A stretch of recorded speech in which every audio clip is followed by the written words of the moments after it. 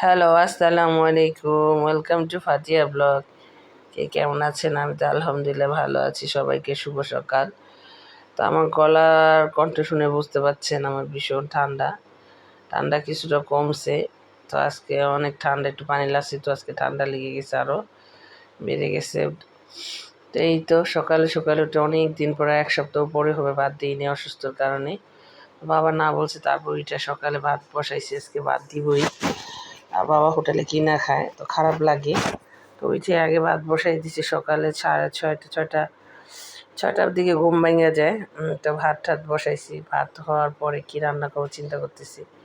তো এখানে ঢেঁড়স ছিল, বাজার আনছিলাম, সবজিগুলো নষ্ট হয়ে যায়।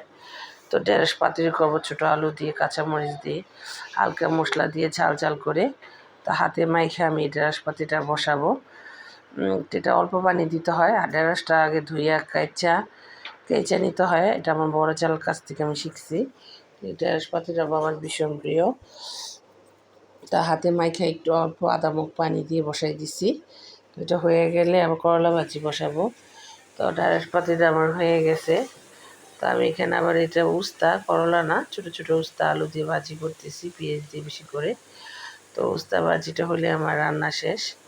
আর আছে, সাথে আছে গরুর মাংস। তো ডাল রাঁধতে হয় না, ডাল রান্না করবো দুপুরে মেয়ের জন্য।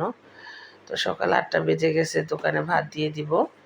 অনেক দিন ধরে ভাত দিই না, তো তাই উঠে সকালে ইনসুলিন দেওয়া হয়েছে, ইনসুলিন দিছি, ডিম খাইছি, দুধ খাইছি।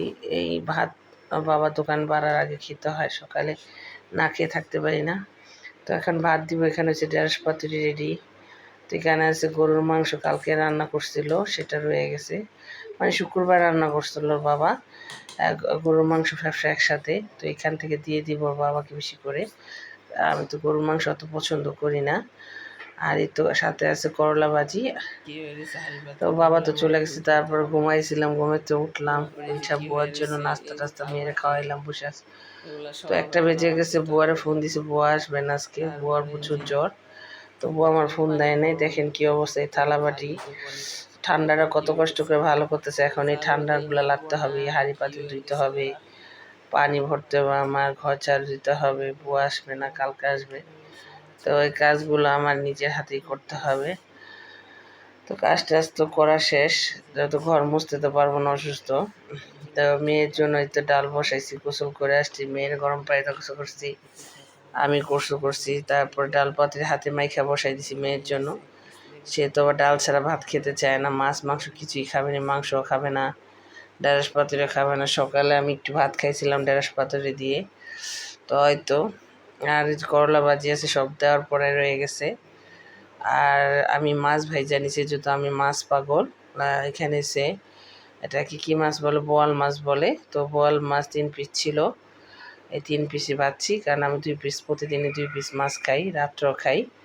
তো 2 পিস এখন খাবো, আর রাত্রে 1 পিস খাবো। তোর বাবা তো খাবে না, তো বাবা তো সকালে গরুর মাংসের সাথে বাদ দিয়ে দিছি। তো মেয়ের আগে খাওয়াবো, আমি ইনসুলেন্স দিছি, আমি দিয়ে 15 মিনিট বসে থাকতে হয়। তো এই তো মেয়ের আগে ভাত দিছি, মেয়ে ডাল ভাত দেখে তো খুশি, ডাল পাতুরি করছে। তো মেয়ের আগে খাওয়াবো, তারপর আমি খাবো। মেয়েরা খাওয়া দাওয়া শেষ করে তারপর আমি আবার ভাত নিয়ে বসছি। এই তো আমি ভাত নিছি খুব সামান্য পরিমাণে, এখন আর বেশি ভাত খেতে পারি না। লাস্ট সময় আসছে, তো ডায়াবেটিস কন্ট্রোল করতে হয়। তো ডায়াবেটিসের জন্য অল্প কটা ভাত খেতে হয় আমার। মানে ডাক্তার বলছে একটু পরপর একটু একটু করে খেতে, একবার বেশি করে খেতে না। তো আমার পছন্দের খাবার মাছ ভাজা, শুকনো মরিচ, লেবু, সাথে করলা ভাজি নিলাম। এখন আমি এসে খাওয়া দাওয়া শেষ করব।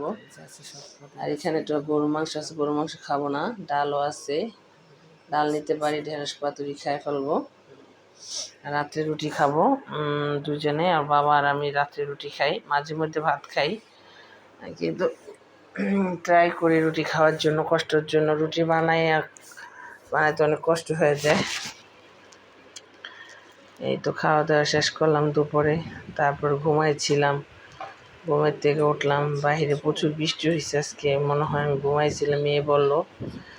এই তো বৃষ্টি ছিল বাহিরে। তো সেদিন স্যুপ আনছিল, খাওয়া হয় নাই, স্যুপটা আজকে গরম করলাম, মুরগির স্যুপ আনছিল, বাবা খাই নেই।